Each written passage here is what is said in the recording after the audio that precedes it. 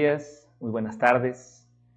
Indistintamente del horario y la latitud en la que ustedes sintonicen esta sesión, les damos la más cordial bienvenida. El día de hoy, 4 de julio del 2026, el objetivo de esta exposición es darle continuidad a un ciclo de estudios bíblicos que hemos venido realizando a título de la comunidad Camino, Verdad y Vida.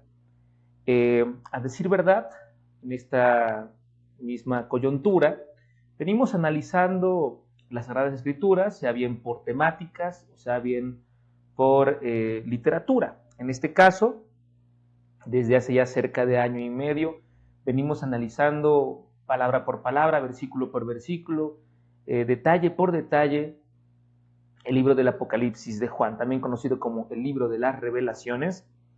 Y en esta ocasión estamos ya superando la mitad del documento, del texto, que corresponde, ¿verdad?, al total del Apocalipsis. En este caso estamos ya en el capítulo 13, que está compuesto por 18 versículos. Bueno, en esta ocasión vamos a analizar del versículo 1 al versículo 10. Iremos brindando detalles, por supuesto, en apego estricto a la tradición apostólica. Ciertamente nosotros nos preciamos de formar parte de una iglesia apostólica, de una iglesia universal. Una iglesia universal que está de alguna forma construida, creciendo sobre el fundamento de los apóstoles. Y nosotros hemos llegado a conocer a esta tradición apostólica en primera instancia a través de las vastas páginas de las Sagradas Escrituras. Y en segunda instancia hemos recurrido a fuentes externas. Y estas fuentes externas tienen que ser cercanas al tiempo apostólico. Estamos hablando de por lo menos los 6 primeros siglos de la era cristiana, donde podemos ir encontrando estas fuentes externas, pues justamente en los documentos escritos de los discípulos de los apóstoles, es decir, primera o segunda generación de cristianos, tercera, cuarta, hasta la quinta o sexta generación. Entre los que vamos a encontrar, naturalmente, nombres como Policarpo de Esmirna, Irineo de León. Podemos llegar a encontrar también nombres como Justino Mártir, el pastor de Hermas, Bernabé, ¿no?, Clemente de Roma, Atanasio. Podemos llegar a encontrar al mismo Eusebio de Cesarea como un historiador. No necesariamente que se estudie desde la patrística, ¿verdad?, desde la patrología, pero sí hay varios nombres que vamos a encontrar por allí, incluyendo también otros documentos como la Didache o la Didache. Documentos que fueron acuñados en una etapa muy cercana a los apóstoles y que fueron bien valorados, bien recibidos por la iglesia primitiva y que fueron de alguna forma importantes, de importantes nombres que fueron obispos de las comunidades plantadas por los apóstoles, como el apóstol Juan, como el apóstol Pablo, principalmente. Así pues, por ejemplo, las iglesias que encontramos en los primeros capítulos del Apocalipsis, las famosas 7 iglesias del Asia romana, fueron plantadas por Pablo durante sus viajes misioneros, pero por supuesto Pablo deja personas al frente de estas iglesias, los famosos obispos, los famosos ancianos, y fueron estos obispos, fueron estos ancianos los que, cercanos a Pablo, cercanos a Juan, cercanos a los apóstoles, forjaron una tradición oral y posteriormente escrita. Si nosotros queremos evaluar el significado inmediato de un texto bíblico, sobre todo del Nuevo Testamento, tenemos que ir a la tradición apostólica. De otra manera es errar en el blanco, de otra manera es sacar conclusiones a partir de innovaciones teológicas que en su momento fueron combatidas por la Iglesia y detectadas como herejías, razón por la que luego se da origen a los famosos concilios, como el concilio de Nicea en el 325 o como el concilio de Constantinopla primero en el 380-381. ¿Cuáles fueron los objetivos de esos concilios? Combatir las herejías, que eran en ese momento innovaciones teológicas. Yo siempre he sostenido que muchas de las cosas que han surgido hoy en nuestros días, que son innovaciones teológicas, en su momento fueron combatidas por los padres de la Iglesia, por los padres apostólicos. Hoy tenemos una máxima en la Iglesia, que es la famosa regla de Lerins, que podemos encontrar en el comunitorio, en la que si nosotros queremos filtrar una creencia, si queremos filtrar una innovación teológica, si queremos filtrar un decreto, una verdad, la tenemos que pasar por el concilio, ¿verdad? Por el consenso de los padres, lo que es creído por todos en todo tiempo. Esa es la famosa regla de Lerins, el consenso patrístico. Hemos tenido cuidado en seleccionar para la exposición del Apocalipsis aquello que es posible trazar a partir de la famosa regla de Lerins, que es el comunitorio. Yo sé que el Apocalipsis se puede interpretar desde distintas escuelas.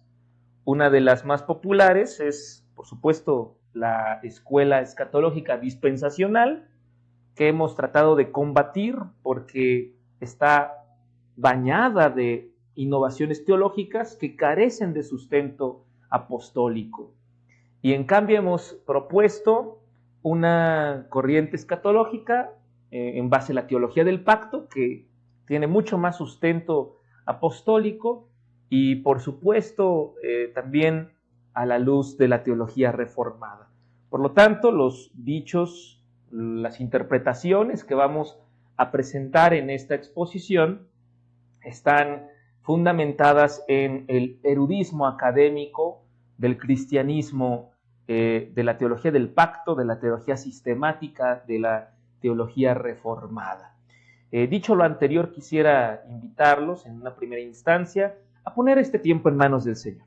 Vamos a orar para que el Señor nos vaya guiando en este proceso, en esta exposición, así como nos guió en la búsqueda, en la investigación, para poder forjar esta interpretación y esta exposición. También vamos a solicitar su asistencia a fin de poder tener una sesión agradable y que en ella se glorifique. Padre nuestro, te damos las gracias por este tiempo en el que nos reúnes a la iglesia en distintas latitudes, en distintas comunidades, desde distintas circunstancias, pero te damos las gracias porque haces posible estos medios, haces posible este tiempo y nos das la oportunidad de caminar en pos de tu palabra.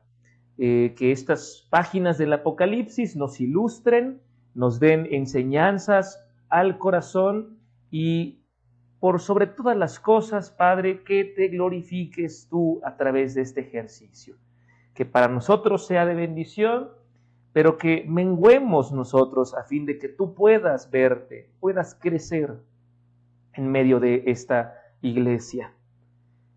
A ti acudimos de distintas latitudes, confesiones, interpretaciones, pero somos barro en tus manos y deseamos fervientemente que el Espíritu Santo nos guíe, que el Espíritu Santo nos fortifique, nos consuele y nos levante. Te pedimos, Señor, que en estas páginas del Apocalipsis encontremos tu palabra, que encontremos tu verdad y que nos sujetemos a ella con esperanza y con valentía. Te pedimos nos ayudes a perseverar en santidad y a esperar tu gloriosa venida. En el nombre santo de Cristo Jesús, ponemos todo esto en tus manos y te lo agradecemos. Amén. Muy bien, queridos hermanos, pues vamos a ir a nuestro texto. Muy bien, el día de hoy, como bien anticipaba, como bien advertía, vamos a estudiar el Apocalipsis capítulo 13 en sus primeros 10 versículos. Permítanme hacer esta lectura preliminar a través de la traducción Dios habla hoy. Bien, el resto de los textos a los que nos referiremos en el Apocalipsis los veremos desde una traducción bastante académica, la Biblia Textual, edición 4, la cuarta edición de la Biblia Textual, y también iremos haciendo algunas anotaciones u observaciones de seguimiento de algunos textos a través de Dios habla hoy. Pero esta primera lectura la haremos a través del texto Dios habla hoy. Y cito a continuación el texto bíblico. Por favor, vayan por sus Biblias, vayan por sus escrituras, las vamos a utilizar. Capítulo 13. Vi subir del mar un monstruo que tenía 7 cabezas y 10 cuernos. En cada cuerno tenía una corona y en la cabeza tenían nombres ofensivos contra Dios. Este monstruo que yo vi parecía un leopardo y tenía patas como de oso y boca como de león. El dragón le dio su poder y su trono y mucha autoridad. Una de las cabezas del monstruo parecía tener una herida mortal, pero la herida fue curada y el mundo entero se llenó de asombro y siguió al monstruo. Adoraron al dragón porque había dado autoridad al monstruo. Y adoraron también al monstruo diciendo: ¿quién hay como este monstruo? ¿Y quién podrá luchar contra él? También se le permitió al monstruo decir cosas arrogantes y ofensivas contra Dios y tener autoridad durante 42 meses. Verso 6. Y así lo hizo. Habló contra Dios y dijo cosas ofensivas contra él y su santuario y contra los que están en el cielo. También se le permitió hacer guerra contra el pueblo santo hasta vencerlo, y se le dio autoridad sobre toda raza, pueblo, lengua y nación. A ese monstruo lo adorarán todos los habitantes de la tierra cuyos nombres no están escritos desde la creación del mundo en el libro de la vida del Cordero que fue sacrificado. Si alguno tiene oído, oiga. A los que deban ir presos, se los llevarán presos, y a los que deban morir a filo de la espada, a filo de espada los matarán. Aquí se verá la fortaleza y la fe del pueblo santo. Bien, ese es nuestro texto, queridos hermanos. Vamos a ir analizándolo paso a paso, poco a poco. Iremos dando detalles. Miren cómo es la costumbre de nuestra comunidad. En primera instancia, ¿no? Si quisiéramos nosotros nombrar este texto, incluyendo a los otros 8 versículos que conforman el capítulo 13, bien podríamos ajustar un título que diga las 2 bestias.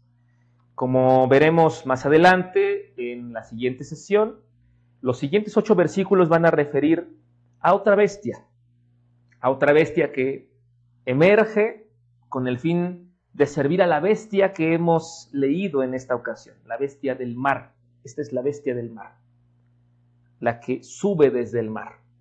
Pero hay una segunda bestia que emerge desde la tierra y que es servidora de la bestia del mar. En esta ocasión vamos a ir precisando, por supuesto, la identidad de la bestia del mar. ¿Por qué surge del mar? ¿Cómo es que surge del mar? ¿Y cuál es el objetivo de esta bestia? Una bestia que, por cierto, como hemos leído, ha sido empoderada por el dragón. El dragón que en el capítulo 12, es decir, en las sesiones anteriores, hemos identificado plenamente como la serpiente antigua, aquella que provocara la caída de Adán en el Edén. En ocasiones el vidente Juan se encarga de explicarnos sus visiones y en ocasiones lo deja a la interpretación. Y es justamente nuestro principal esfuerzo, enfocarnos en la interpretación. Y como bien advertía previamente, esta interpretación tiene un contexto histórico, un contexto social, un contexto ideológico inmediato en los tiempos del Apocalipsis.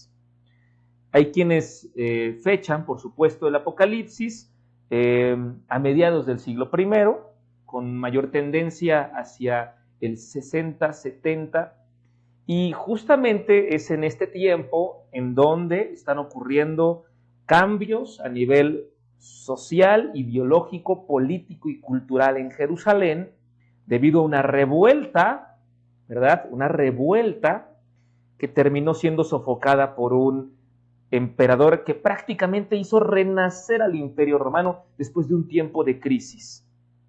A decir verdad, este emperador que hizo renacer a Roma y que al mismo tiempo sitió Jerusalén al grado de destruirla es nada más y nada menos que Vespasiano y su hijo, el general Tito o Titus.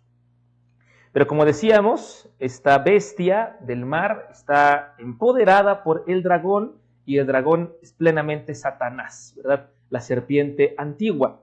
Pero, ¿cómo llegamos a esta parte? Bueno, para poder entender un poco del contexto, tenemos que releer, hacer una relectura de Apocalipsis 12, versículo 15 más o menos en adelante. Y dice lo siguiente: el dragón arrojó agua por la boca para formar un río que arrastrara a la mujer que previamente ya habíamos identificado en una segunda instancia del arco quiástico, de la estructura quiástica que está protagonizando este lapso intermedio del Apocalipsis, un recurso literario muy bien empleado por el vidente Juan.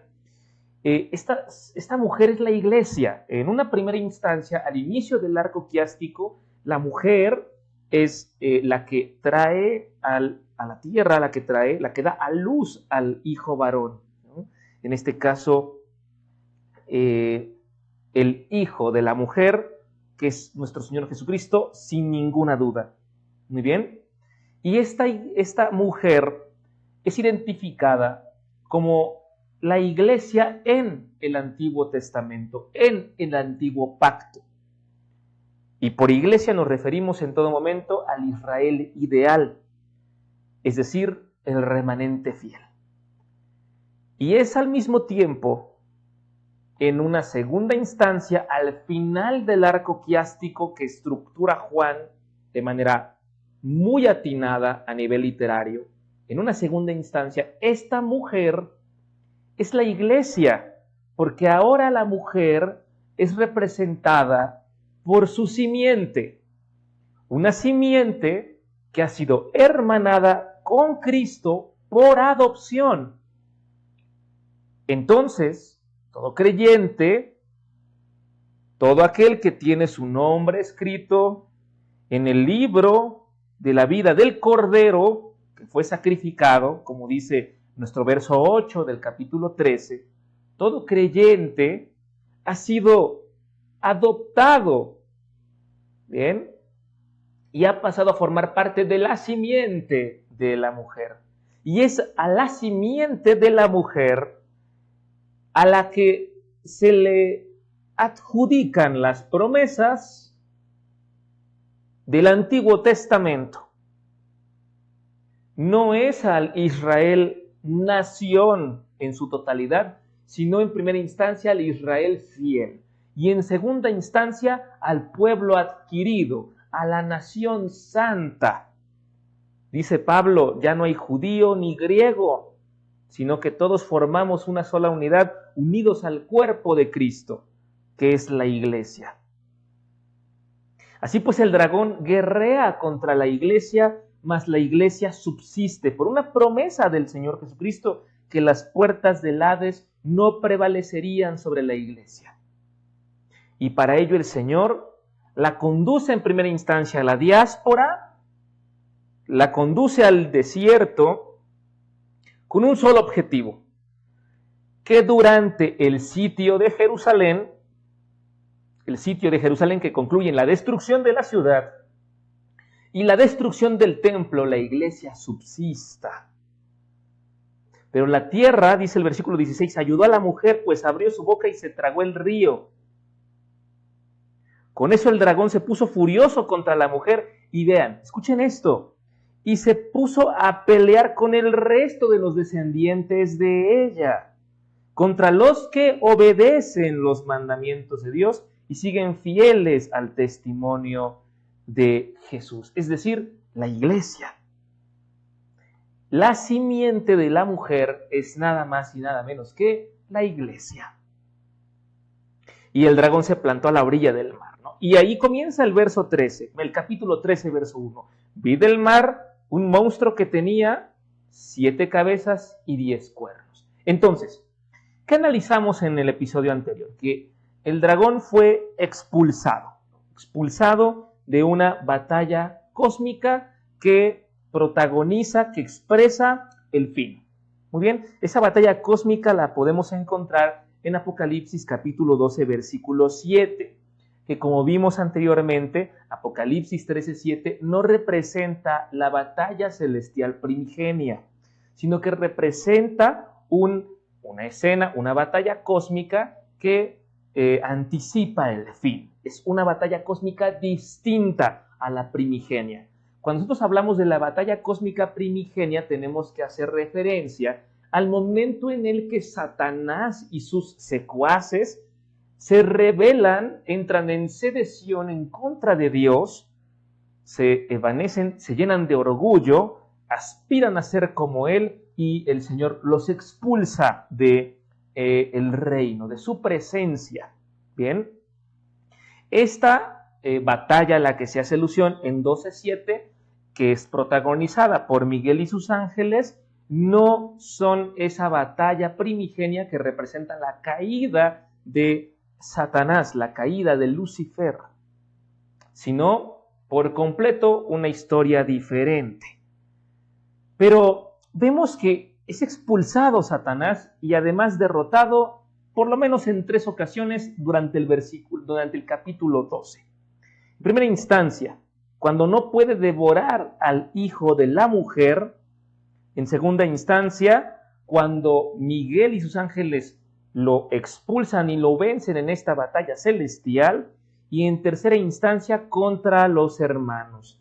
Dice el verso 11 del capítulo 12, nuestros hermanos lo han vencido con la sangre derramada del Cordero y con los mensajes que ellos proclamaron. No tuvieron miedo de perder la vida, sino que estuvieron dispuestos a morir. Y de ahí viene la doxología que podemos encontrar en el versículo 12. Alégrense pues los cielos y ustedes que viven en ellos. Alégrense.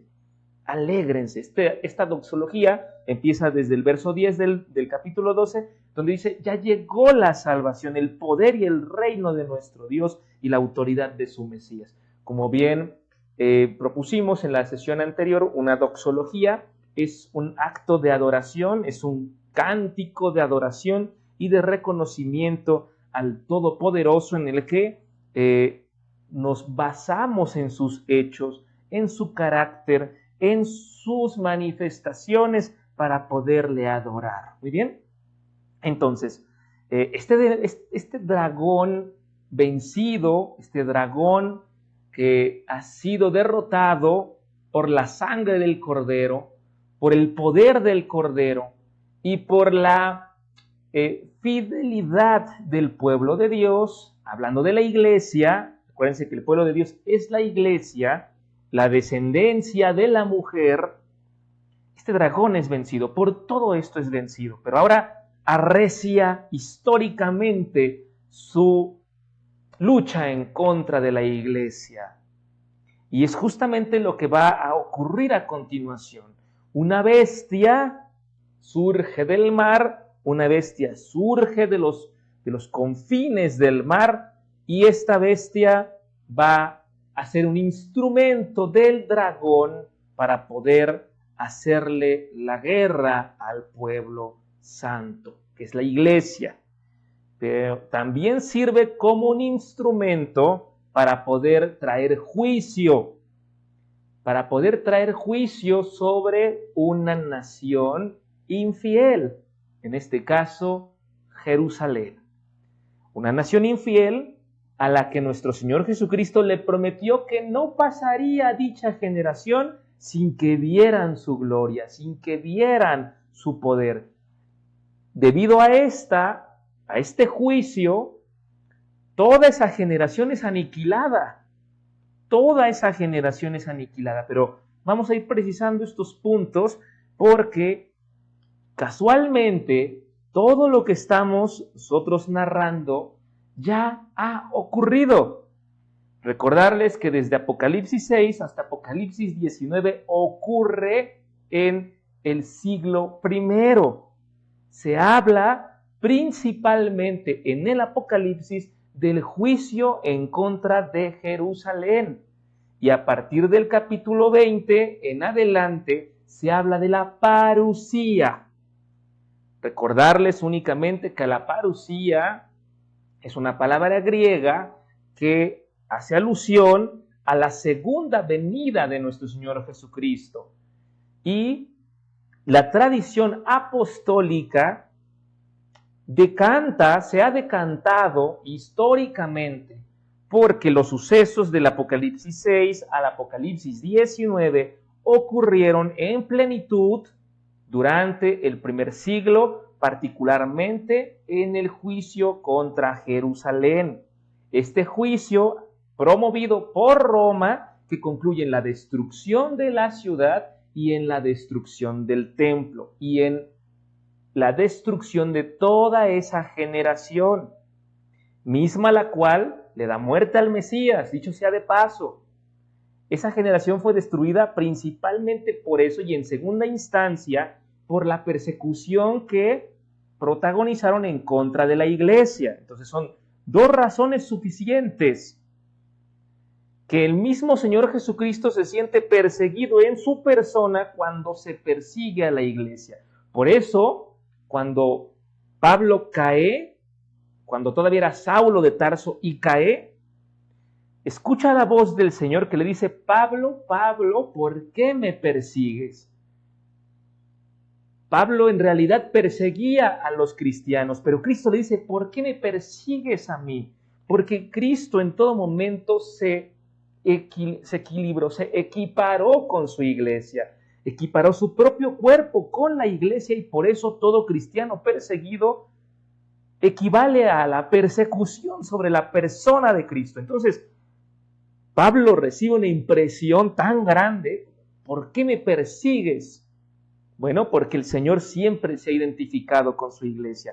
Hasta el día de hoy, la iglesia perseguida, Cristo se identifica con esa iglesia y por eso está esta promesa latente de la segunda venida, porque la segunda venida implica un juicio universal, un juicio delante del gran trono blanco, en donde se han de presentar todas y cada una de estas cosas y han de recibir el pago adecuado, sea para bien o sea para mal, pero allí se subsana todo ello.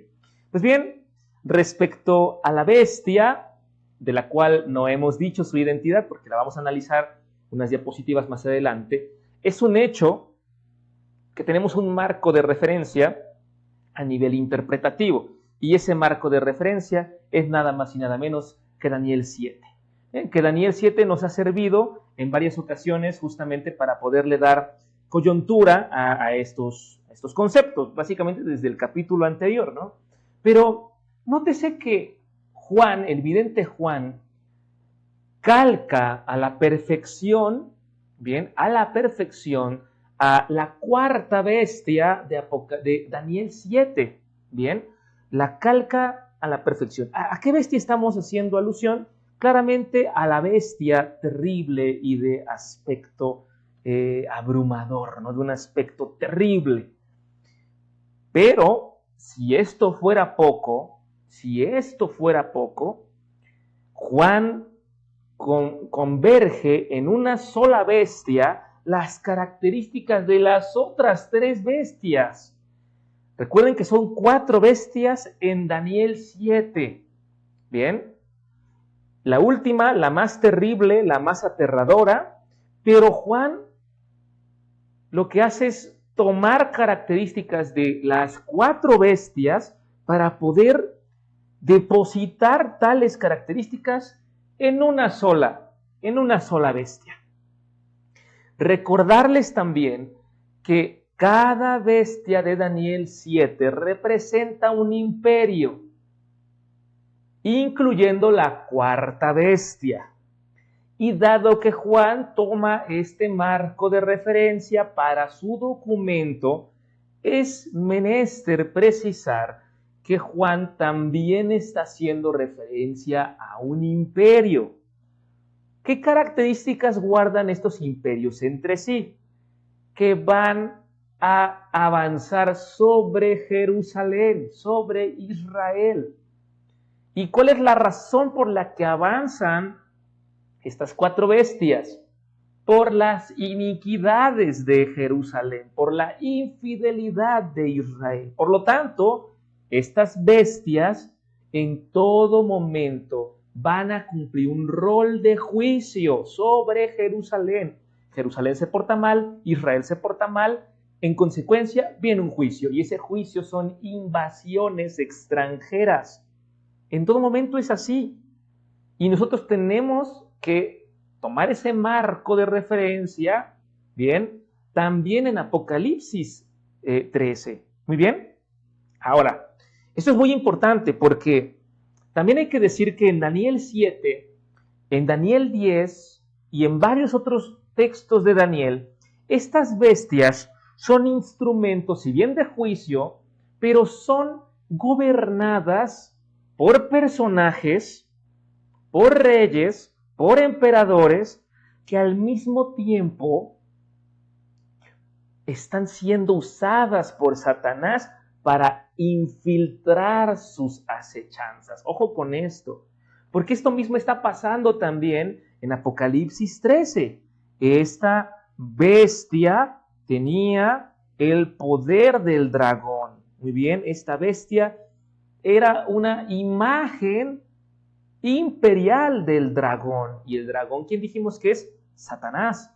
Satanás, la serpiente antigua. Entonces, ¿quién es esta nación imperial que está siendo, ahora bien, protagonizada dramáticamente por esta cuarta bestia, por esta bestia terrible y espantosa, en la que convergen las otras bestias de Daniel? Nada más y nada menos que el Imperio Romano. Es el Imperio Romano, la Roma imperial. Este monstruo que yo vi parecía un leopardo y tenía patas como de oso y boca como de león. El dragón le dio su poder y su trono y mucha autoridad.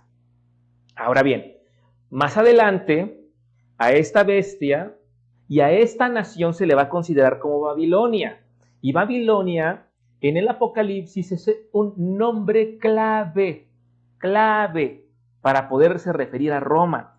Porque las otras bestias, en este caso, son, como bien lo vimos, el oso, el león y el leopardo, van a ser en Daniel 7 una actualización de Babilonia. Babilonia, en primera instancia, el imperio neoasirio o los asirios, y en tercera instancia el imperio griego. Las tres primeras bestias son una actualización de la primera Babilonia, de la de Nabucodonosor. Entonces, ojo con esto, esta cuarta bestia, que es el Imperio Romano, es una última actualización de la Babilonia de Nabucodonosor. Es sencillamente impresionante, ¿no? Tengo esta tabla que ofrezco para ustedes que representa estos paralelismos que vamos a encontrar entre Apocalipsis 13, los primeros 10 versículos, y Daniel 7, básicamente los primeros 25 versículos. Vamos a ver estos paralelismos porque son sumamente interesantes, ¿no? Para que sepamos con precisión que efectivamente esta bestia está poseyendo, la bestia de Apocalipsis 13, todas las características de la cuarta bestia, de la más espantosa, de la más terrible, de la más temible. Muy bien, sube del mar. En ambos escenarios esta bestia sube del mar, ¿no? Ya lo vimos en Apocalipsis 13, por supuesto, verso 1, pero también lo vemos en Daniel 7. Por favor, vayan a sus Biblias y acompáñenme a hacer esta lectura, ¿no? Daniel 7, vamos a ir viéndolo. Lo acabamos de leer en Apocalipsis, ahora vamos a verlo en Daniel 7, ¿no? Daniel 7, 2 al 3. Yo veía en mi sueño que los cuatro vientos soplaban y agitaban las aguas del gran mar. De repente, cuatro enormes monstruos diferentes, uno del otro, salieron del mar. Ojo, que todas estas bestias salen del mar. Muy bien. Apocalipsis 13, verso 2 dice que tiene semejanzas a un leopardo, a un oso y un león. Bien. En este caso, el verso 7 de Daniel 7 nos dice que el cuarto monstruo que vi en mis visiones era terrible, espantoso y de una fuerza extraordinaria, ¿no? De una fuerza extraordinaria. Y antes de eso se nos habla acerca de las identificaciones de las bestias. El primero parecía un león, el segundo parecía un oso y el tercero un leopardo. Esto es, respectivamente, versículo 4, 5 y 6 de Daniel 7. Muy bien. Luego, en Apocalipsis 13, verso 1, la cuarta bestia tiene 10 cuernos. Muy bien. En Daniel 7, 24 nos dice lo siguiente. Los 10 cuernos son 10 reyes que reinarán en ese reino. Después de ellos subirá otro al poder que será muy diferente de los primeros y que derribará a 3 de estos reyes. Guarden esto, guarden este versículo, el 24 de Daniel 7, guarden, escríbanlo ahí. Habla de 10 reyes y habla de uno que tumbaría a 3, ¿vale? Guarden esto, va a ser importante. Muy bien, pues ahí pónganle, Daniel 7:24. Muy bien, los cuernos representan 10 reyes, los cuernos representan 10 reyes en ambos textos, en ambos documentos. Muy bien, en el verso 5 y 6 de Apocalipsis 13 nos dice que se le dio boca para que hablase grandes cosas y blasfemias contra Dios. Y en el verso 8 y 25 de Daniel 7 nos dice lo siguiente. Miren, yo estaba mirando los cuernos, vi que dentro de ellos salía otro cuerno más pequeño y entonces le arrancaron 3 cuernos para dejar lugar al último que había salido, el cual tenía ojos como los de un ser humano y una boca que hablaba con mucha arrogancia. Y en el 25 dice lo siguiente. Insultará al Dios Altísimo e irá acabando con su pueblo. Tratará de cambiar la ley de Dios y las fiestas religiosas y el pueblo de Dios estará bajo su poder. Guarden esto. Actuará por 42 meses, es decir, 3 años y medio. Es decir, un tiempo y tiempos y medio tiempo. 42 meses, 3 años y medio. Y esta expresión de tiempo y tiempo medio representan lo mismo. Son 42 meses, 3 años y medio. Esto es el tiempo que actuarían las bestias, ¿no? Finalmente, hará la guerra contra los santos y en primera instancia los vencerá, según el verso 7 de Apocalipsis 13. Y asimismo, según el 21 de Daniel 7, donde dice lo siguiente. Entonces vi que este cuerno luchaba contra el pueblo de Dios y lo vencía. ¿Hasta cuándo? Dice el verso 22. Hasta que llegó el anciano e hizo justicia del pueblo del Dios Altísimo. Pues se había cumplido el tiempo para que el pueblo de Dios tomara posesión del reino, ¿no? Ven, ahí está la esperanza. Ahí está la esperanza. Muy bien. Pues con ello en mente, vamos a releer estos 2 primeros versículos porque básicamente los hemos revisado hasta el momento. Según la Biblia Textual Cuarta Edición, podemos indagar sobre lo siguiente. Muy bien. Y dice, y del mar vi que subía una bestia que tenía 10 cuernos y 7 cabezas. Sobre sus cuernos había 10 diademas y sobre las cabezas o sus cabezas un nombre blasfemo. La bestia que viera semejante a un leopardo, pero sus pieles eran como de oso y su boca como boca de león. Y el dragón le dio su poder y su trono y una gran autoridad. Entonces, recordarles lo que ya evaluamos previamente, que estas 4 bestias que Daniel 7 representa y que ya leímos, son imperios gentiles. Todos estos, como ya bien dije, subyugarían, invadirían y conquistarían Judá. Por una razón, por su infidelidad. Pero esto no va a ser para siempre, sino que hasta la llegada del Mesías príncipe, es decir, la venida del Señor sobre las nubes, lo cual ya ocurrió, y posteriormente el restablecimiento del reino de Cristo, que es lo que está por venir. Muy bien, entonces, recordarles esto muy importante, cada una de estas naciones sería una actualización de la Babilonia de Nabucodonosor. Entonces, esta imagen nos va a hablar acerca de las equivalencias temporales de los imperios, ¿verdad? Entre Daniel 2 y Daniel 7, que hace referencia justamente a estas bestias, sus características como metálicas, por decirlo así. ¿Qué naciones serían y cuáles serían las bestias que las representarían? En primera instancia, oro. Si leemos Daniel 2:32 y Daniel 7:4, es Babilonia y está representada por un león. Es la primera nación que invade a Israel, que invade Judá. Muy bien. Luego entonces viene plata de Daniel 2:32 y son básicamente los medopersas, los neoasirios. En este caso, la bestia de Daniel 7:5 que correspondería sería el oso, que de hecho invade el reino del norte, y a partir de ese momento se pierden 10 tribus de Israel, no hay rastro de ellas, solamente prevalecerían 2, dentro de ellas Judá. Luego viene la tercera gran invasión, que es la de bronce, Daniel 2:32, y es Grecia, indiscutiblemente es Grecia, ¿de acuerdo? Y con respecto a Grecia, tenemos que está representada por un leopardo. Y finalmente tenemos Roma, que en este caso está representada por el hierro de Daniel 2:33 y es la bestia espantosa de Daniel 7:7. Ok, entonces, ¿cuándo invaden? Prácticamente los asirios invaden por allá del siglo VIII, ¿verdad? Conquistan el reino del norte, los asirios, en el 722 a.C. En el caso de los babilonios, pues estamos hablando de que conquistan el reino del sur, esto es Judá, en donde de hecho hay una destrucción del primer templo y concluye con el exilio de los judíos hacia Babilonia, y son restaurados en su tierra por Ciro el Grande durante la invasión persa que ocurre entre el siglo VI y el siglo IV a.C. Y finalmente los griegos, ¿no? Los griegos que son el leopardo prácticamente, con 4 alas, con 4 cabezas, y en primera instancia fueron invadidos por Alejandro Magno, es decir, Alexander der Maximus, y luego viene la disputa entre los Ptolomeos y los Seleucidas. De este último, de los Seleucidas, sale Antíoco Epifanes. Ojo con Antíoco Epifanes, porque va a ser uno de los cuernos de esta bestia, de la bestia griega. Y Antíoco Epifanes es el que protagoniza la entrada al templo y sacrifica un marrano, un cerdo en el altar. Ojo con eso, uno de los grandes sacrilegios de las invasiones.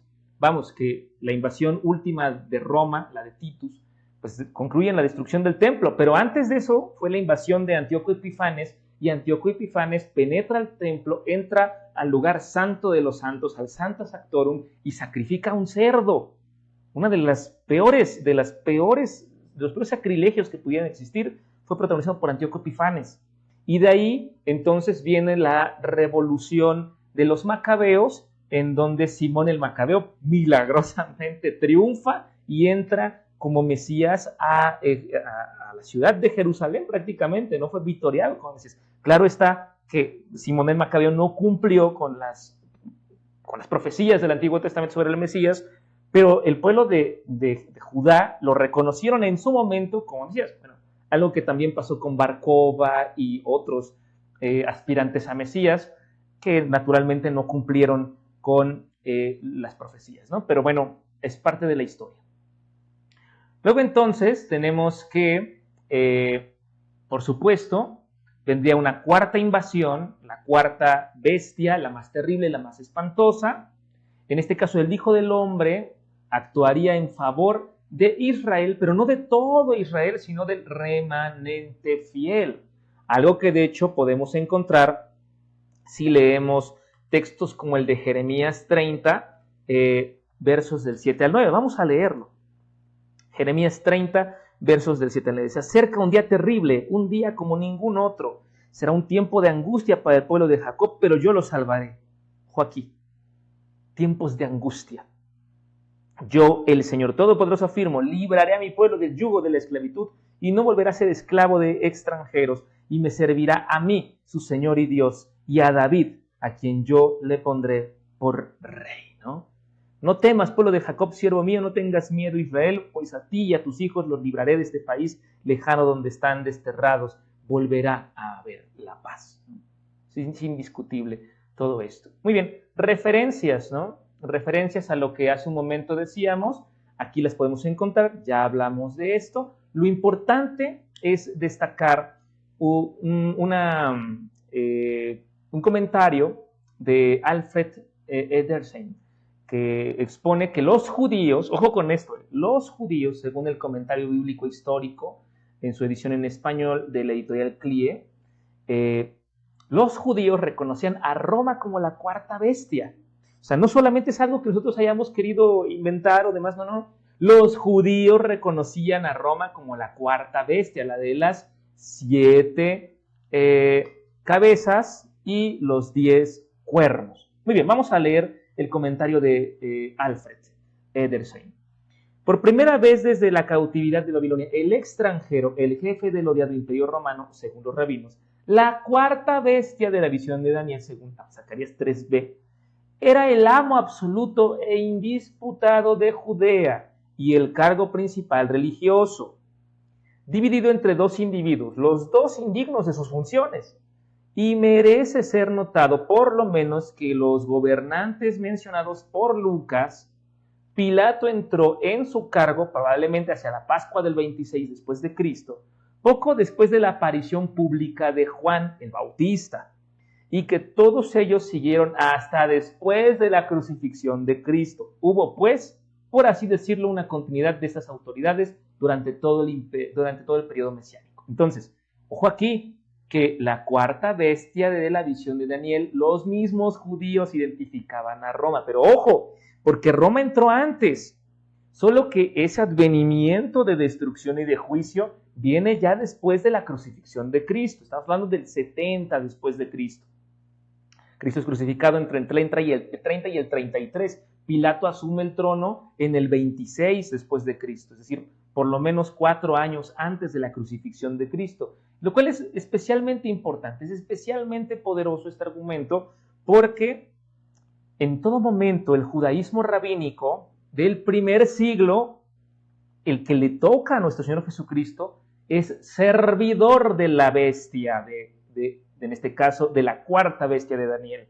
Y es a partir de esto que la bestia que vamos a ver en el próximo episodio, la bestia de la tierra, que es servidora de la bestia del mar, va a ser el judaísmo rabínico. Ya adelantamos la identidad, ¿no? Pero es eso en particular. Además también, William Barclay, en su comentario del Nuevo Testamento, un comentario, por supuesto, en base al griego, William Barclay lo que utiliza es la Nestlé Aland, es un texto bíblico, crítico, que de hecho todos usamos en la academia, y sirve como muy buena referencia. Pero vean su particular comentario. La bestia que viene del mar representa al imperio romano. Para Juan, la encarnación del mal y que se describe en términos que proceden de Daniel, ¿no? En Daniel 7, 3 al 7. Se nos relata la visión de 4 grandes bestias que salen del mar con símbolos de los grandes imperios que han tenido un poder mundial para aquel entonces, mundial para lo que se conocía como el mundo, que son esa parte del mundo, y de un imperio que cuando se escribió Daniel tenía el dominio del mundo conocido. Flavio Josefo, un historiador judío, también en su texto de las antigüedades, nos hace el siguiente comentario sobre el imperio romano que vale la pena destacar. También escribió Daniel sobre el imperio de los romanos, que sería sumamente dilatado. Este es un comentario de Flavio Josefo, un historiador judío, Este es un historiador judío.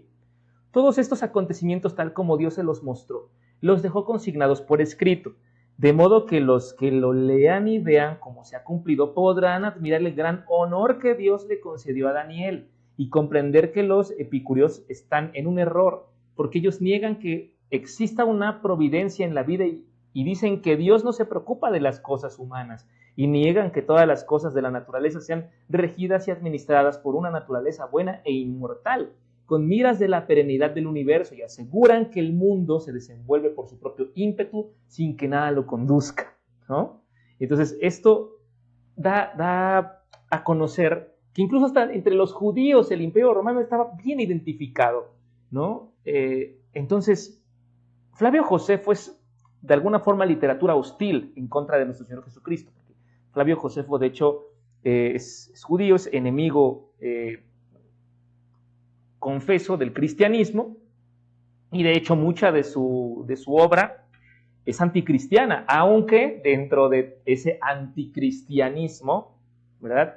Ese anticristianismo da testimonio veraz de lo que pasó en la primera comunidad cristiana, ¿no? De la veracidad de los fundamentos de esa primera comunidad cristiana. Hay una locución bien interesante, ¿no? El dragón le dio su poder, le dio su trono, le dio la autoridad. Esto significa que el Imperio Romano, como ya lo advertía, es instrumento de Satanás para muchas cosas. En primera instancia, para poder perseguir al pueblo cristiano, ya lo veremos en un momento, en donde se da cumplimiento a ello, a la guerra que hace en contra de los santos y de hecho, ¿cómo es que los vence? Porque los vence, más hay una promesa del Señor Jesucristo acerca de la permanencia, de la supervivencia y de la prevalencia de la iglesia. Es muy importante eso, pero también sirve como un instrumento de juicio, muy bien, un instrumento de juicio divino en contra de la ciudad de Jerusalén. Y esto es algo muy interesante porque cuando se estudia la angelología, particularmente la demonología, dentro de la teología, se tiene que reconocer que el demonio, el diablo, Satanás, no actúa por consigna propia, sino que él está sometido al poder de Dios. Es decir, el demonio actúa en los límites que Dios, el Señor, el Todopoderoso, lo permite. Actúa en los límites que el Señor lo establece. Entonces, el Imperio Romano, sometido al poder del dragón, de la serpiente antigua, al mismo tiempo están sometidos a la autoridad del Todopoderoso, el Señor de los ejércitos, y es menester precisar esta parte, que el demonio no actúa con completa autonomía del Señor. No, el demonio actúa dentro de los límites que el Señor le interpone. Por eso es que en este caso también el poder del dragón trasladado al Imperio Romano, depositado en el Imperio Romano, empodera a tal imperio para que pueda servir como instrumento de juicio contra Judá. Pero ojo con esto, bien, ojo con esto, porque no es la primera vez que esto ocurre. También, por ejemplo, en su momento a Nabucodonosor se le consideró siervo, y al resto de las naciones que pues avanzaron contra Jerusalén se les consideró siervos. El Señor los empoderó, el Señor los hizo crecer para posteriormente servirle como instrumento de juicio. Y además también es importante ver cómo los imperios de Daniel, bien, los imperios gentiles, esto es Babilonia, los medopersas asirios, los griegos y el Imperio Romano, están gobernados, si bien por una persona, también por un demonio, un ángel que está personificado en esa persona, válgase la redundancia. Por ejemplo, en Daniel 10, verso 13, vamos a poder leer algo bien interesante. Vean. Daniel 10, 13, en donde se nos dice: el ángel príncipe del reino de Persia se me ha opuesto durante 21 días, pero Miguel, uno de los ángeles príncipes más altos, vino a mi ayuda, pues yo me había quedado solo junto a los reyes de Persia. Y en Daniel 10, 20, 21 hay otra representación, vean. Entonces me dijo, ¿sabes por qué he venido a verte? Pues porque ahora tengo que volver a luchar contra el príncipe de Persia. Y cuando haya terminado de luchar con él, vendrá el ángel príncipe de Grecia. Ahora voy a decirte lo que está escrito en el libro de la verdad. Entonces, hay ángel príncipe de Persia, ángel príncipe de Grecia, que son demonios, ¿sí?, que están con los reyes de Persia y de Grecia. O sea, los gobernantes están tomados por el demonio. Muy bien. Vamos a esta siguiente parte. Vi una de sus cabezas como herida de muerte, pero su herida de muerte fue sanada y toda la tierra se maravilló en pos de la bestia. Y adoraron al dragón que había dado la autoridad a la bestia, y adoraron a la bestia diciendo, ¿quién como la bestia? ¿Quién podrá luchar contra ella? Bien, indiscutiblemente la cuarta bestia de Daniel 7, como ya lo habíamos planteado, es el Imperio Romano. Esto ya lo vimos con William Barclay, con Alfred Edersheim, ya lo vimos también con Flavio Josefo, ya lo vimos con varios comentaristas, pero hay una enciclopedia judía del 1906 que también da muestra de ello, y lo vamos a citar a continuación. La The Jewish Encyclopedia de Isidore Singer, ¿no?, del año 1906, de la Kindle Location, ¿no?, y dice: para entender la relación entre la profecía sobre la bestia y Roma y las visiones del dragón y el Mesías, el Cordero cristiano que preceden y siguen, es necesario tomar en cuenta que desde los días de Pompeyo de Roma fue, a los ojos de los escritores apocalípticos judíos, la cuarta bestia del Apocalipsis de Daniel, el último reino malvado cuya finalidad es dar paso al reino mesiánico. Ahí podemos ver justamente Génesis, Levítico, varios textos judíos del Talmud, por supuesto, y varias referencias hacia Roma. Entonces, vamos a hablar un poquito acerca de Roma, ¿no? Porque necesitamos entender cómo es que esta herida sobre la bestia, que es Roma, representa un motivo para que las demás naciones y las personas se puedan maravillar e incluso lleguen a adorarla. Muy bien, hace un momento decíamos que Roma, en este caso, la bestia tiene 7 cabezas.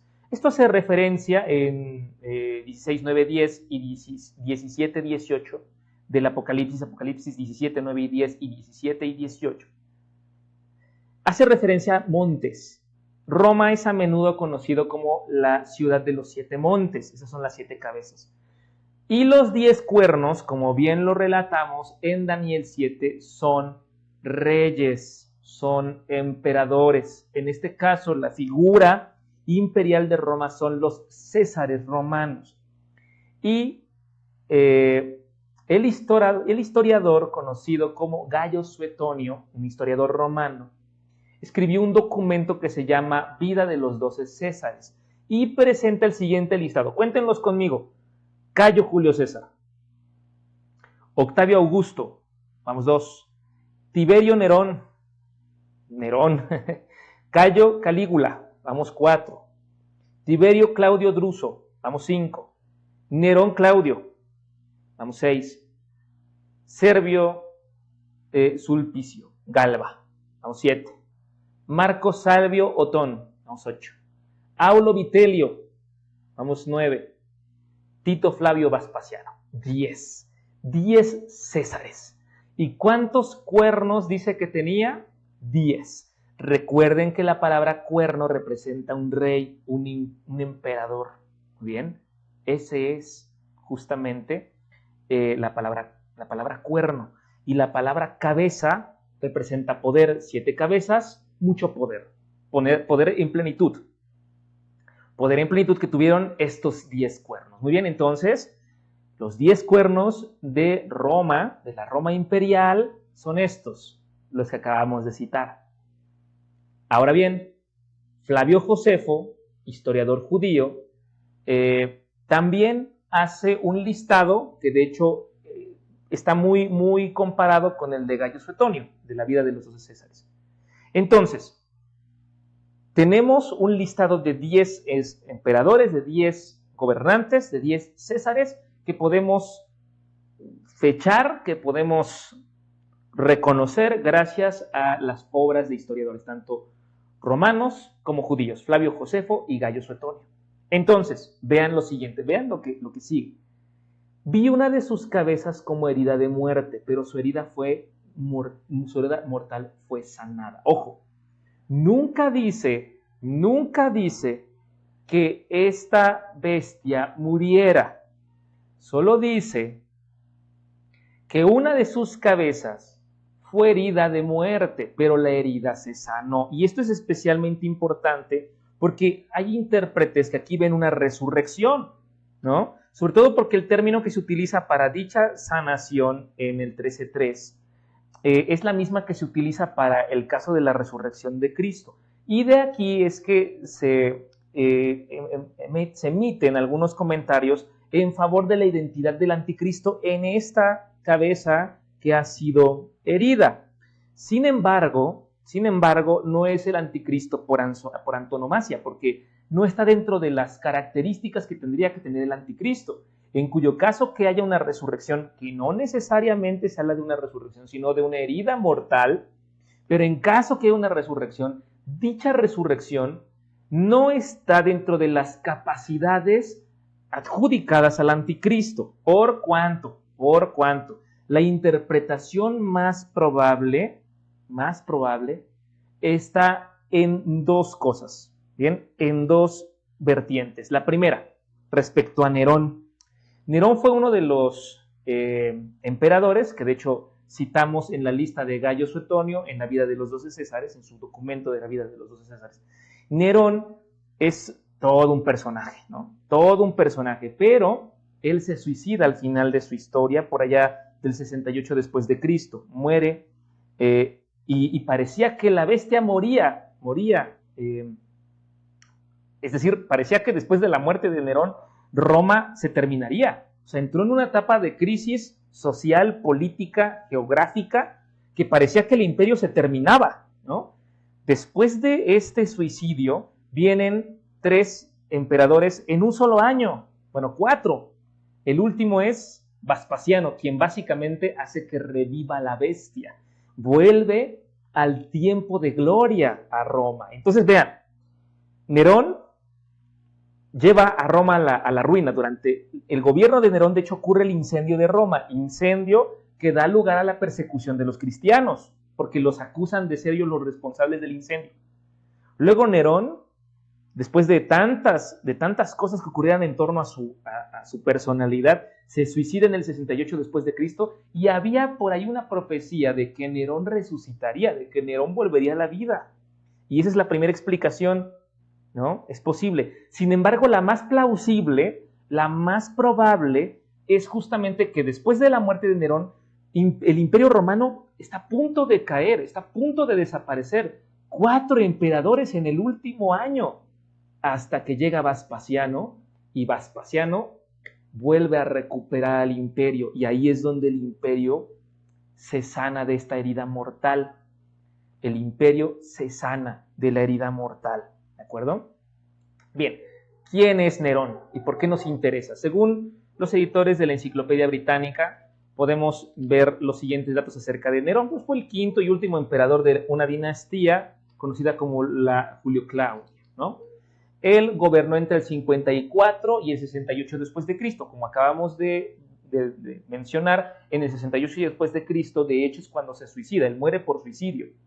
Pero lo más importante en todo esto es justamente que este emperador se caracterizó por su extravagancia, ¿no? Porque era muy extravagante, era sumamente pecaminoso, un muy mal emperador, un terrible emperador. Estaba demente, se presumía su maquiavelismo, se presumía su narcisismo. Fue una persona con muchísimos problemas a nivel mental, y de hecho fue popular porque durante su reinado, a decir verdad, en el 64 después de Cristo, Roma se incendia, y había rumores de que él desde el palacio veía cómo Roma se incendiaba mientras tocaba una lira. Roma estaba ardiendo, el 80% de Roma se incendió, y él desde el palacio observando el incendio con una lira. Hay quienes lo vieron. No se confirma. En todo caso, hay historiadores que proponen, ¿verdad?, algunas de esas etapas, algunos de esos problemas, algunas de esas circunstancias. Por supuesto que la historia de Nerón está más bien basada en cuántas cosas van ocurriendo en su reinado, ¿no? Y de hecho, en este caso muy particular, dado que una parte de la ciudad de Roma que no se incendia es donde vivían comunidades cristianas, es que acusan a los cristianos de dicho incendio en Roma. Pero a decir verdad, antes de que se señalara a los cristianos como culpables del incendio de Roma, del gran incendio del 64, la gente apuntaba a Nerón César como el responsable, para poderse deshacer de esos rumores. Acusa a los cristianos y comienza una gran persecución contra ellos, ¿no? De ahí en el 68 después de Cristo, después de varias ejecuciones en contra de los cristianos, después de un excesivo gasto para la reconstrucción de Roma, que incluyó el Palacio Dorado, el famoso Domus Aurea. El Senado, ¿verdad? El Senado de Roma se vuelve enemigo público de Nerón. Nerón huye de Roma y a los 30 años de edad se suicida.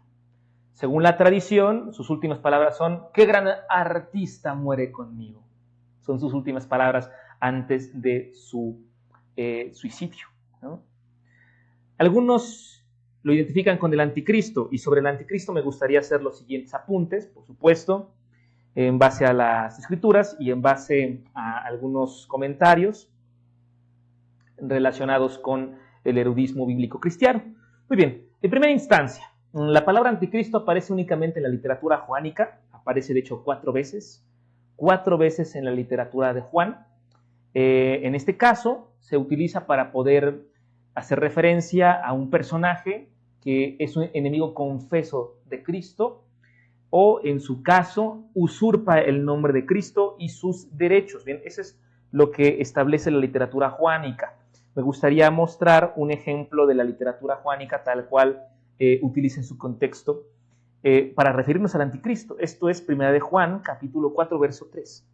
El que no reconoce hacia Jesús no tiene el Espíritu de Dios, al contrario, tiene el Espíritu del anticristo. Ustedes han oído que ese Espíritu ha de venir, pues bien, ya está en el mundo. Ojo, que Juan en todo momento se refiere a dicho anticristo, del que, por cierto, él es el único que establece el concepto, para referirse a todo aquel que no reconoce a Jesús. Y esa falta de reconocimiento hacia Jesús está promovida por un espíritu, ¿bien?, que está entre nosotros. Todo parece indicar que el Antiguo Testamento hace también referencia al anticristo, aunque no lo menciona con ese nombre. Pero en el final de los tiempos, según el Antiguo Testamento, este anticristo va a encabezar un ataque contra el pueblo de Dios. ¿Bien? Y en este caso podemos tener ejemplo de ello en Salmo 2, en Ezequiel 38-39, todo un capítulo, y en Zacarías 12 al 14, ¿verdad? Ahí podemos ir. Cristo, se cree algunos eruditos, que Cristo advierte sobre el anticristo en Mateo, capítulo 24, versículo 15. Y voy a leerlo a continuación. Mateo 24, 15. Ojo aquí que el episodio 24 de Mateo, por supuesto que habla acerca de la destrucción del templo, del regreso del Hijo del Hombre y de varias cuestiones escatológicas que de hecho muchas de estas se cumplen durante el tiempo de la escritura del Apocalipsis. Esto es entre el 65 y el 70 después de Cristo, pero vale la pena apuntar lo que ocurre en el versículo 15, en donde dice lo siguiente: el profeta Daniel escribió acerca del horrible sacrilegio. Cuando ustedes lo vean en el lugar santo, el que lee entienda. ¿Bien? Entonces, algunos dicen que Cristo advierte sobre este personaje. Muy bien, lo cierto es que aunque solamente está en Juan y aunque hay algunas advertencias que parecen indicar la presencia del anticristo en el Antiguo Testamento, por lo menos a nivel profético, se aplica en todo momento para quienes reniegan de Cristo, para quienes no reconocen a Cristo o quienes presentan un odio inmenso contra Cristo. No es una sola persona, sino es toda una nación que está repartida por todo el mundo, por todas las edades, por todos los tiempos. Muy bien. Según la Enciclopedia de Jerusalén, la exégesis reformada ve generalmente al anticristo como un personaje de los últimos tiempos, aunque está en todos los tiempos, porque todos los tiempos son los últimos, y que está por aparecer, ¿no? Adolfo Hitler, por ejemplo, fue identificado como un anticristo. Napoleón Bonaparte fue identificado como un anticristo. El judaísmo de hoy, el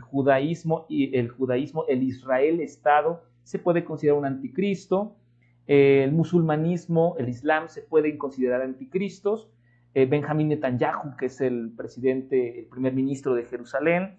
Todos los persecutores de los cristianos se pueden considerar anticristos, por supuesto. Bunset, Gunkel, Reistenstein y otros ven, por ejemplo, su origen del anticristo paulino en la historia de las religiones. O sea, que Pablo también en su momento establece algunos conceptos relacionados con el origen del anticristo, y muchos creen que su origen puede estar basado en mitos tanto persas como babilónicos, que de alguna forma están representados, ojo por esto, por monstruos mitológicos y que simbolizan fuerza de la naturaleza contra la divinidad, ¿no? Entonces, es algo que de hecho estamos viendo en cuanto respecta a la literatura, tanto de Daniel 7 como de Apocalipsis 13. Bestias, monstruos, dragones. ¿Se dan cuenta? Entonces es lo que podemos apuntar acerca del, en este caso, el anticristo. Y como se pueden dar cuenta, el anticristo no resucita. Por lo tanto, no estamos hablando del anticristo. Estamos hablando de la nación que es anticristo. Muy bien, una nación romana imperial que estaba en contra de Cristo. ¿Por qué en contra de Cristo? Porque estaba en contra de los cristianos. Y recuerden que Cristo, cuando es perseguido, le pregunta a Pablo, Saulo de Tarso, ¿por qué me persigues? Entonces, el imperio estaba a punto de caer, y no es sino en el 69 después de Cristo, después de un periodo de guerra civil, que Galba, Otón y Vitelio, 3 emperadores en un lapso muy corto de tiempo, asumen el trono y caen. Vespasiano recupera la grandeza de Roma. Y es después de la grandeza de Roma recuperada por Vespasiano que el mundo entero se asombra de esta restauración y los empieza a adorar. Vean, estos son los emperadores: Galba, de junio del 68 a enero del 69, Otón, de enero del 69 a abril del 69, Vitelio, de abril del 69 a diciembre del 69, y Vespasiano, que gobierna 10 años, ¿no? De julio del 69 a diciembre del 79. Pues la revolución judía que termina en la toma de Jerusalén y la destrucción de Jerusalén y la destrucción del templo ocurre durante el gobierno de Vespasiano. De ahí que, recuerden, esta nación viene del otro lado del mar. Vean esto. Este es un mapa que habla acerca de Vespasiano como el que logra recuperar a la bestia de su muerte. Recuerden que la bestia es Roma y estaba a punto de sucumbir debido al caótico año de Nerón y el caótico 69 por el que desfilan cuatro emperadores. Pero vean, de este lado tenemos a Palestina y de este lado tenemos a Roma. ¿De dónde viene el imperio? Del mar Mediterráneo. Y dice Apocalipsis, vi subir, el 13 versículo 1, vi subir del mar un monstruo que tenía 7 cabezas y 10 cuernos. Vi subir del mar. ¿Por dónde llega el imperio romano a Palestina? Así es, por el mar. Por el mar. Entonces, adoraron a esa bestia que estaba recuperando su autoridad, que estaba recuperando su poder. Foy Wallace Jr. nos dice lo siguiente en su libro, el libro de la Revelación, de la edición Kidley, y nos dice lo siguiente. En el versículo 4 se dice que la segunda bestia de la tierra había adorado a la bestia del mar. Ojo, la bestia de la tierra es el judaísmo rabínico. ¿A quién adoró? A la bestia del mar. La bestia de la tierra representaba a los perseguidores palestinos, que estaban subordinados al emperador romano y que no tenían autoridad excepto la derivada de él. ¿Quién ponía a los reyes? El imperio romano. ¿Quién ponía a los sacerdotes? El imperio romano. ¿En dónde? En Israel. ¿En qué Israel? El Israel rabínico, el del segundo templo. Recuerden que el rey impuesto fue Herodes. Muy bien, quien reconstruye el templo. Pero incluso los sacerdotes que sirven en el templo, los sumos sacerdotes, no son de la clase sacerdotal de Leví, sino que los impone ¿quién? Roma. La distinción entre la tierra y el mar en estas designaciones de las dos bestias es simplemente que la tierra en la visión representaba a Palestina y el mar representaba a Roma, separada de Palestina. ¿Por qué? Por el mar y al mismo tiempo como dominio universal. Muy bien, la realidad histórica, queridos hermanos, nos habla de que los judíos en primera instancia tenían privilegios que ningún otro pueblo tenía, tenían libertad religiosa y al principio los cristianos también estaban gozando de esta libertad religiosa porque se consideraba que eran una secta derivada del judaísmo. No es sino hasta después del incendio de Roma, ¿verdad? No es sino hasta después del incendio de Roma que los cristianos pierden esta equivalencia con el judaísmo porque ya no son considerados una secta. El judaísmo se encargó de poder hacer esta distinción, y además los acusan del incendio de Roma para iniciar justamente este momento. Pero vean lo que pasa. Flavio Josefo establece que después de que ocurre esta revuelta judía para poder intentar liberarse, una sedición en contra de Roma, se intentan liberar de Roma, Vespasiano, el último emperador, después de este gran tiempo de crisis, el que hace revivir a la bestia, que venía del mar, toma Jerusalén, destruye el templo, les quita los privilegios a los judíos, por supuesto a los cristianos, y empieza la desolación, empieza la gran tribulación. Ojo, hermanos, esto ya es la gran tribulación, y no otra cosa, ya es la gran tribulación. Muy bien, continuamos, está buenísimo esto, ¿no? Las blasfemias contra Dios. Apocalipsis 13, 5 al 6, nos dice lo siguiente: y le fue dada una boca que hablaba grandezas y blasfemias, y le fue dada autoridad para actuar durante 42 meses. Y abrió su boca en blasfemias contra Dios para blasfemar su nombre y su tabernáculo a los que moraban en el cielo. Bien, si la autoridad durante 42 meses es el vocablo, es la expresión, es la declaración. Bueno, durante este tiempo es el que duraría el sitio a la ciudad de Jerusalén, que concluiría con la destrucción de la ciudad y con la destrucción del templo. Curiosamente, el tiempo que ahí viene establecido, 42 meses, 3 años y medio, ¿de acuerdo? Este tiempo es el que dura el sitio de Jerusalén. Vean, el asedio romano sobre el pueblo judío inició básicamente en el 66 después de Cristo y concluye 3 años y medio después. ¿Cuántos son 3 años y medio en términos de meses? Sí, 42 meses. Esto está establecido en Daniel 9, 26, 27 y Mateo 24, 15 y 34. ¿De acuerdo? Vamos a leer la parte de Mateo para poder darle un marco de referencia. Muy bien, y aquí nos dice lo siguiente. Mateo 24, 15. Lo que decíamos hace un momento, ya lo leímos. El profeta Daniel escribió acerca del horrible sacrilegio, que esto es la destrucción del templo, cuando ustedes lo vean en el lugar santo, la destrucción del templo. Y luego en el versículo 34, donde dice: les aseguro que esto sucederá antes que muera la gente de este tiempo. Y se refería al judaísmo rabínico, a los que lo crucificaron. Ahora, ¿qué significan las blasfemias, ¿no? Abre la boca para poder emitir blasfemias. Pues, ¿quién lo hace en primera instancia, no? Pues el imperio a través de sus autoridades. Por ejemplo, algo que hemos logrado interpretar a lo largo de la tradición apostólica es que efectivamente estas blasfemias eran los títulos divinos que se adjudicaban los emperadores. ¿Sí?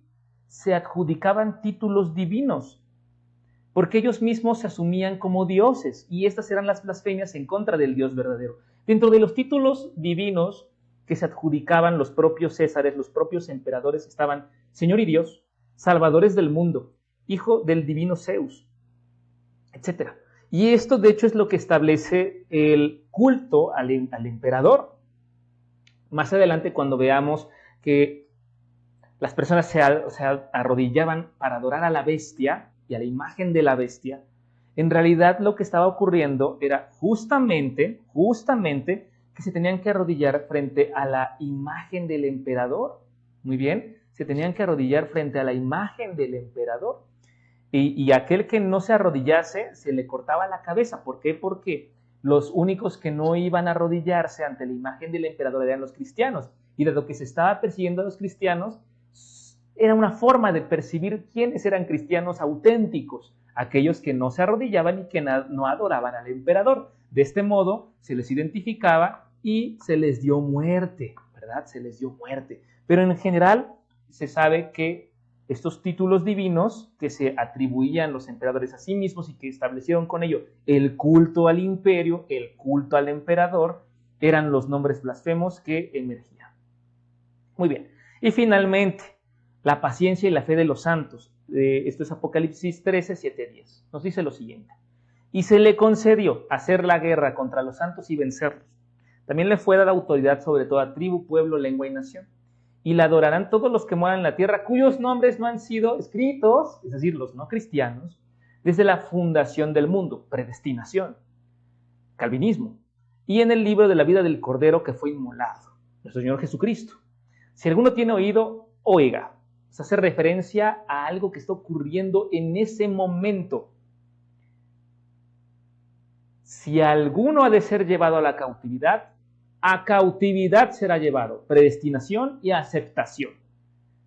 Martirio. Y el martirio representa, según la creencia del pueblo cristiano, el ascenso inmediato a la presencia del Señor. Por eso les convenía morir, les convenía ser perseguidos, les convenía ser capturados, ser amenazados, ser vituperados. Les convenía a los cristianos porque en la creencia apostólica primigenia, el que iba a ser atormentado a causa de la palabra del Señor recibiría las bienaventuranzas. Dichosos ustedes que cuando los persigan y vituperen a causa mía, porque recibirán de herencia el reino, ¿no? Entonces, esto es sumamente importante, sumamente esperanzador. ¿Por qué? Juan expone que la bestia que salió del mar hizo la guerra contra los santos. Y así fue, así fue. Logró blasfemar contra Dios, logró invadir a la ciudad de Jerusalén por un juicio que la ciudad merecía a causa de la persecución de los cristianos propiamente dicho y por la muerte del Mesías, por la negación del Evangelio, porque rechazaron a Cristo, no lo reconocieron y sobrevino el juicio sobre Jerusalén durante 42 meses, la gran tribulación, 3 años y medio. Muy bien. En ese tiempo los cristianos fueron sacados de esa tierra para dirigirse al desierto. Y muy a menudo nosotros comparamos el desierto con un lugar de desolación, con un lugar de la nada, como un castigo, cuando en realidad es el Señor que nos conduce al desierto, quien nos lleva al desierto para evitarnos la ira, para evitarnos la tribulación. Es el Señor el que nos lleva a los desiertos, a vivir desiertos en nuestro día a día para podernos evitar la extinción, porque Él dijo que prevaleceríamos nosotros, los que en Él hemos creído, los que nos hemos adherido a su cuerpo, que prevaleceríamos. Y es en el desierto en donde el Señor muestra su providencia, es en el desierto donde el maná llovió, es en el desierto donde llovió carne de aves, es en el desierto donde brotó agua de las piedras, es en el desierto en donde la columna de fuego guiaba al pueblo en la noche y la columna de polvo en el día. Es en el desierto a donde el Señor llevó a la ciudad y la enamoró y la hizo su amada. Es en el desierto en donde nosotros podemos reconocer la grandeza del Señor porque nos ha librado, porque nos ha salvado, porque confiamos en que nuestros nombres están escritos en el libro de la vida del Cordero que fue inmolado desde el principio del mundo. Esto es predestinación.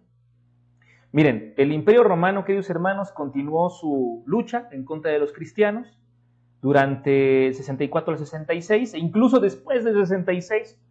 Básicamente durante los siguientes 200, 300 años, el Imperio Romano continuó su persecución en contra de los cristianos hasta el ascenso de Constantino, quien de hecho tiene una revelación, según la historia, gana una guerra gracias a que utiliza dentro de sus estandartes, dentro de sus insignias de guerra, la cruz, y después de eso él atribuye su victoria a la cruz de Cristo y por lo tanto se convierte en cristiano y acepta al cristianismo como la religión oficial del Imperio Romano.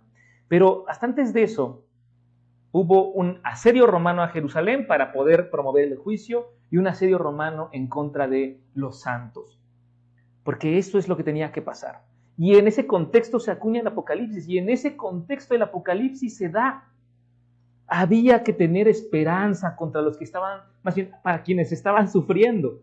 La esperanza de saber que el Señor los salvaría, que el Señor los haría estar de pie y que el Señor los haría herederos de su reino, que los haría herederos de sus promesas.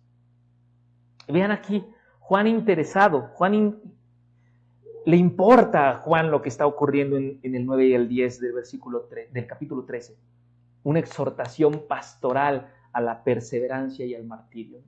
Es sencillamente algo que no vamos a poder dimensionar nunca. Las dificultades que atravesó el pueblo en ese tiempo, no las vamos a poder dimensionar, a menos que vivamos esa persecución. Seguimos viviendo esa persecución hoy en día porque el Señor tendría que volver para poder abolir esa persecución. Y esa es nuestra esperanza, que Él vuelva, que Él esté de nuevo con nosotros, que comparezcamos ante Él y reconozcamos de una vez y por todas y para siempre que todo lo que hemos sido es porque Él ha querido que así sea a fin de su propia gloria. Su iglesia no perecería, por eso la rescató de la tribulación de Roma, de esos 42 meses. Y por eso la mandó hacia el desierto y por eso la hizo entrar en la diáspora. En primera instancia para salvarla y en segunda instancia para que cumpliera un mandato. Mandar a la iglesia a predicar por todo el mundo fue también una estrategia del Señor para hacerla prevalecer.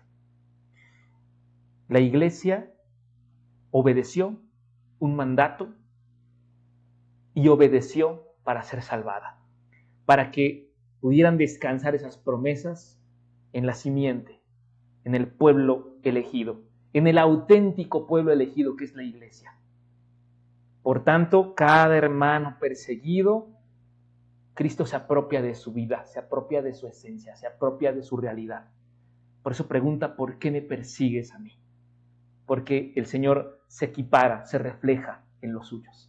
Bien, queridos hermanos, hemos llegado al final de nuestro capítulo, hemos llegado al final de nuestro estudio. Les agradezco que permanezcan hasta este momento, ¿verdad? Yo sé que los estudios son un poquito largos, pasito de una hora, pero deseo que sean de bendición para sus vidas y los invito a orar en casa, con los suyos, con sus hermanos, con su familia, con quienes ustedes están. Oren por la palabra recibida, oren porque los tiempos son complicados, los tiempos son difíciles. La iglesia, según los primeros cristianos, los apóstoles y los discípulos de los apóstoles, los padres apostólicos, la iglesia tendría que pasar la tribulación y la estamos pasando, estamos viviendo esa tribulación. Algunos más expectantes, otros más protagonistas, pero la oración es menester por el pueblo.